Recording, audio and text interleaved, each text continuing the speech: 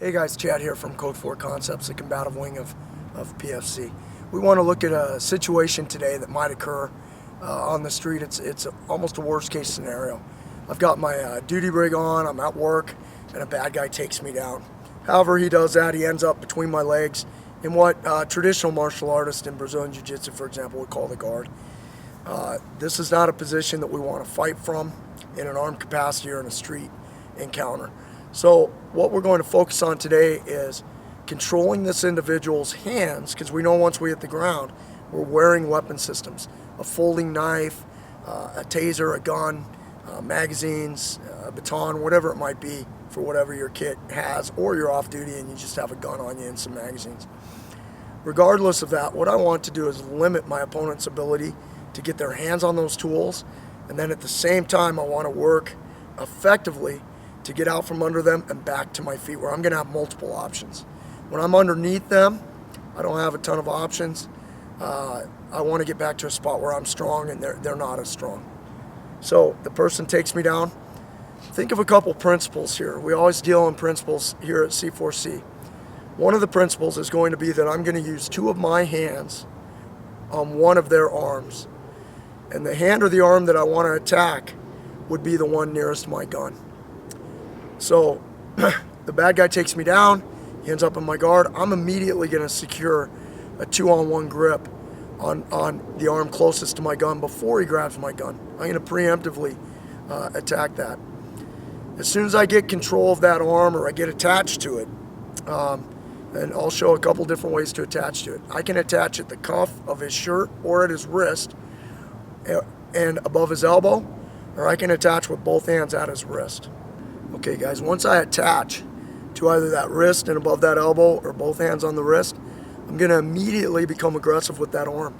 I'm going to pull that arm as far as I can towards me, which naturally my opponent will try to hold on to that arm, try not to let me pull it, and then I'm going to push that arm across his body. So it's going to be a push-pull. That's one of the principles we're going to use. So one principle will be 2-on-1, another principle will be push-pull.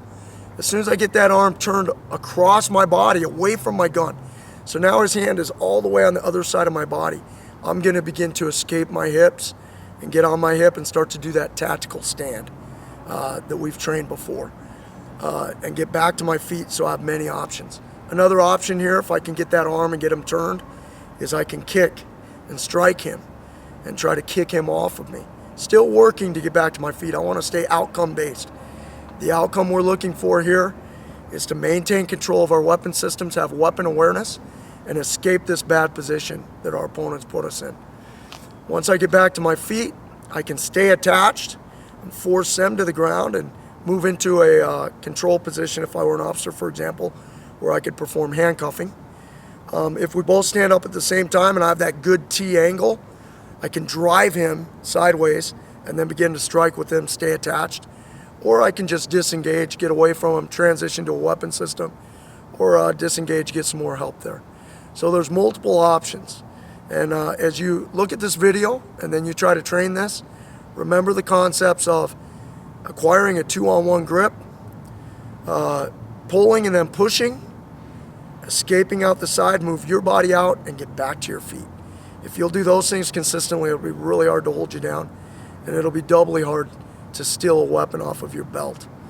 Last thing on grips.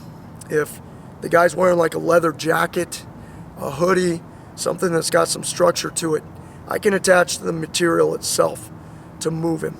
If the guy is wearing a t-shirt or a real large, oversized shirt like we see a lot of the people wear nowadays, I want to attach to his wrist with my hand. I don't want to attach to his shirt if I feel like that shirt isn't a jacket or something with a lot of structure. The way that I want you to think about attaching to that wrist is the same as though you would grab a snake. If I grab somewhere on his forearm, he's going to be easily able to break that grip. But if I choke up right on his wrist near where his hand meets his wrist, if I choke up in that area and get a hold of him there, just like grabbing that snake, he can't turn and bite me. It makes it much harder for him. So when you're attaching those grips, make sure you're being smart, you're using their clothing against them, or you're attaching close to the head of that snake so that you can control that arm, escape your hips, Get to your feet and stay in the fight. Keep in mind, guys, this is one of the worst case scenarios and one of the least trained scenarios, and least trained competently. Okay? You need to be training this if you're not currently. Put into use the principles that we've shared with you here today. Stay safe and go train.